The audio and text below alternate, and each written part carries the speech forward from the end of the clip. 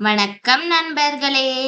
இன்று நாம் கருணையுடைய சிறுவன் என்ற சிறுகதையை பார்க்க போகிறோம். ஒரு சிறுவன் தனக்கென ஒரு சைக்கிள் வேண்டும் என்று ஏங்குகிறான்.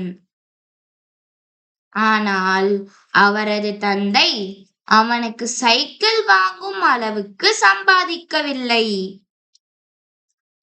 ஒரு நாள் பள்ளிக்கு செல்லும் வழியில் ஒரு சிறுவன் சைக்கிளில் சவாரி செய்வதை பார்க்கிறான். திருப்பம் எடுக்கும் போது சைக்கிள் சறுக்கி சிறுவன் படுகாயம் அடைகிறான்.